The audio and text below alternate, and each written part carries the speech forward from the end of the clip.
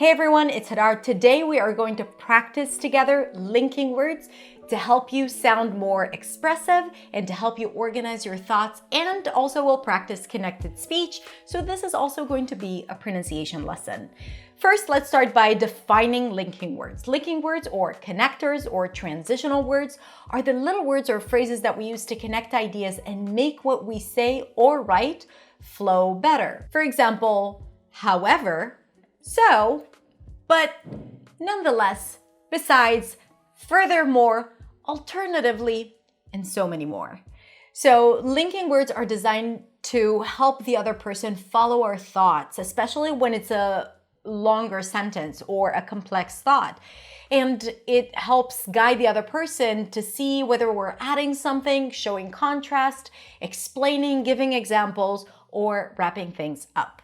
Today, we're going to practice 5 linking words. We're going to practice the pronunciation, and I deliberately chose longer phrases so we can practice connected speech.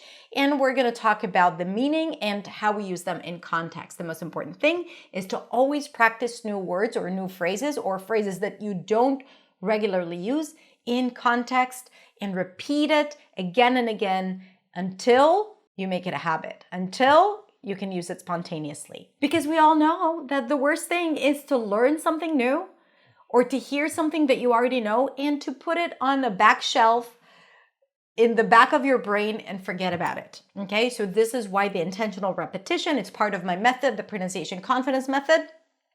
This is why it helps you make these words that you learn more available and to use them regularly. The linking words and phrases that we're going to practice today are, in other words, that said, at the same time, alternatively, and in a nutshell.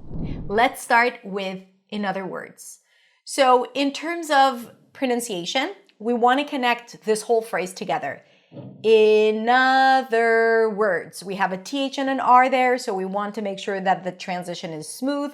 Other, other, connected with the word in other, another, the end becomes the beginning of the word other, another. And then the word words, notice the pronunciation. You don't pronounce the O here. Words. In other words. R to W might pose a difficulty for a lot of you. So do it slowly first. In other words. If it's really, really difficult, just drop the R. Listen. In other words. In other words. In other words. No one will notice. No one will know. Okay, in other words. Now, the definition, in other words, it is used when you want to clarify or explain something in a different way. When you said it and then you want to highlight it, emphasize it, or land an idea and you use other words to say it. It's often used to simplify or rephrase a point. In other words, for example, she's really good at managing her time. In other words, she's always on top of things. Again, she's really good at managing her time. In other words, she's always on top of things. Next sentence. He's really picky with food. In other words, he won't eat anything unless it's perfect. One more time. He's really picky with food. In other words, notice the pronunciation. He won't eat anything unless it's perfect. I'll be there at 10:15. In other words, I'm running late. I'll be there at 10:15. In other words, I'm running late. Now I want you to pause the video and think of at least one sentence with the phrase, in other words. Okay, good. Next up, we have that said. I really like that phrase. I don't know why, but I really like it.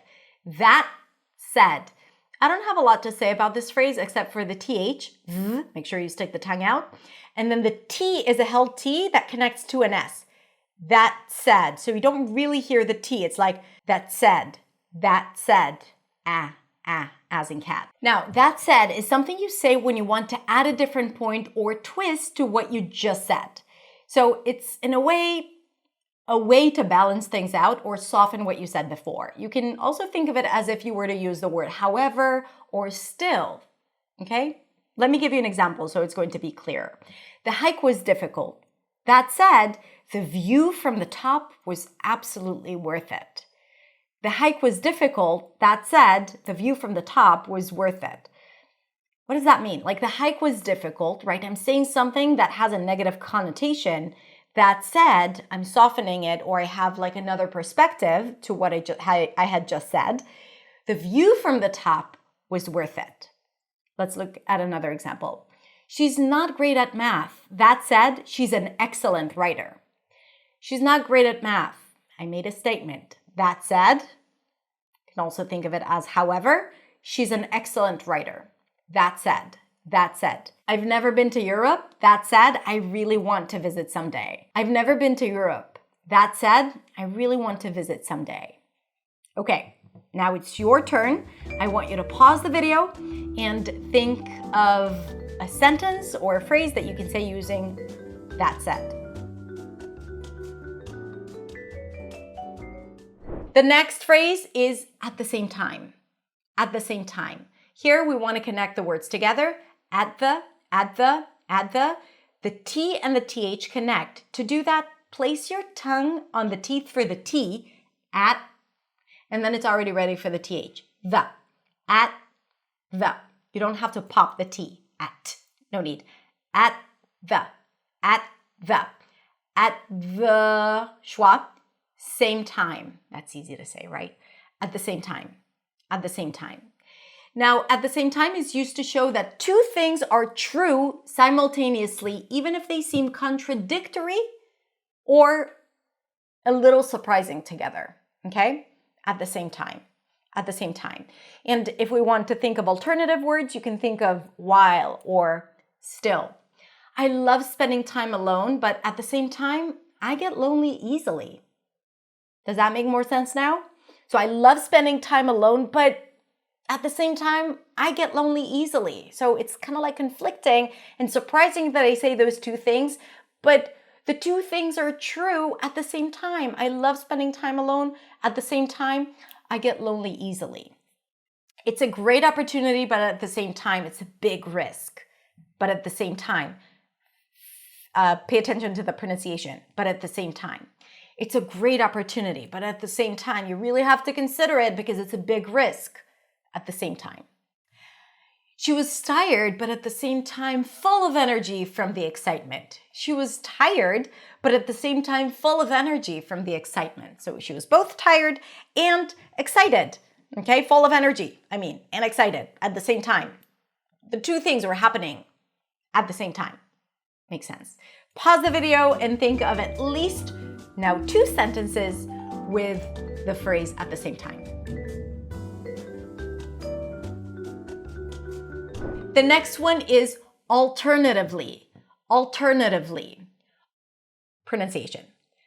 You can either pronounce it with an A as in daughter. It's a more rounded version of the open A sound, or A, alternatively. Choose whatever you want. Now, this is a dark L, so the dark L affects the beginning vowel.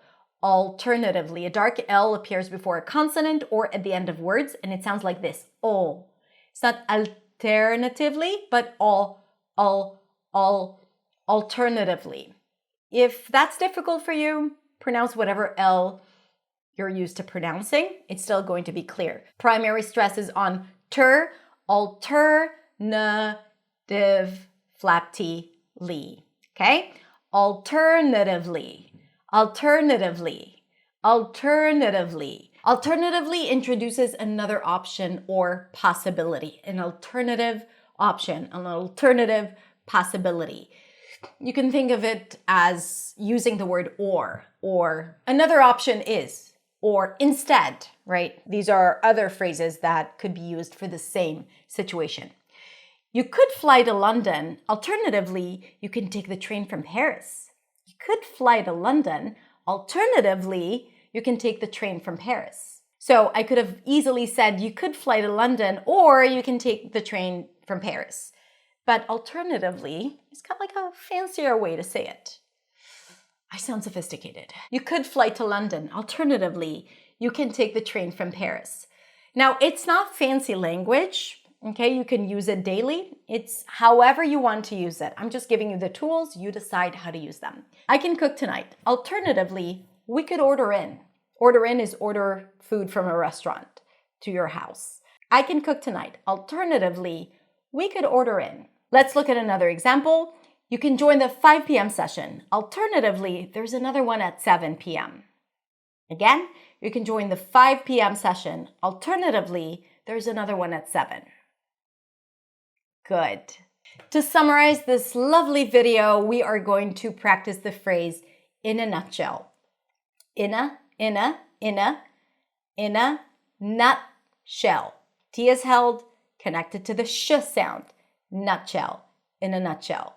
In a nutshell. In a nutshell is used when you want to summarize something in a clear way. Okay, when you say something and then you just want to end it with a one-liner that summarizes the whole thing, you'll use in a nutshell. You can also, alternative phrases would be to sum up or basically, in a nutshell. Okay, so let's look at a few examples. The first one, the movie was too long, too slow, and confusing. In a nutshell, I didn't like it. The movie was too long, too slow, and confusing. In a nutshell, I didn't like it. Another one. He's lazy, unreliable, and never shows up on time. In a nutshell, he's not a great teammate.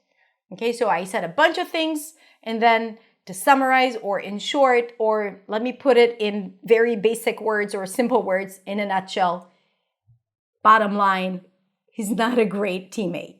Okay, last one. The app kept crashing, the interface was confusing, and the support team didn't help. In a nutshell, it was a frustrating experience. In a nutshell, in a nutshell. Now pause the video and create at least 2 sentences with the phrase in a nutshell. All right, that's it. I hope you enjoyed the episode about linking words, where we talked about literally linking the words and also using linking words in a sentence and how to use them. Remember that if you want to add a new phrase or new word into your vocabulary, and I bet that you've all heard these phrases or these words before, and I bet that you don't regularly use these phrases as well. So this is called passive vocabulary, when you know a word and a phrase if you were to hear it, but you don't use it regularly. And for you to be able to expand, you don't need to keep on learning more and more words, right? You keep learning and more linking words and more words you don't know, but what about all these beautiful words that you know but you don't use? Like the ones we practiced in this video. In this case, my best advice is to just become more confident in using these phrases. And I believe that the best way is A, to say these phrases out loud again and again, building pronunciation confidence. So your mouth is used to saying them. You feel like you're owning these phrases or these words. And then you want to use them in context. You can Google phrases with these words, or you can use ChatGPT to use these words, and you can say them again and again and again, these phrases. And then you want to create your own sentences with these words or phrases. And then you want to start being mindful about using these words. That's intentional practice when you speak freely. And then you want to maybe use these words intentionally in a conversation with someone or in a meeting, because that's how you make these words more available, and that's how you use new vocabulary, passive vocabulary, spontaneously. All right, if you enjoyed this episode, like and share, and you can comment, tell me what you think. And if you want to find out more about my lessons and get all the free resources that I have for you, then go check out my website, hadarshemesh.com. You'll have a lot of fun. Have a beautiful, beautiful rest of the day, and I'll see you next week in the next video. Bye.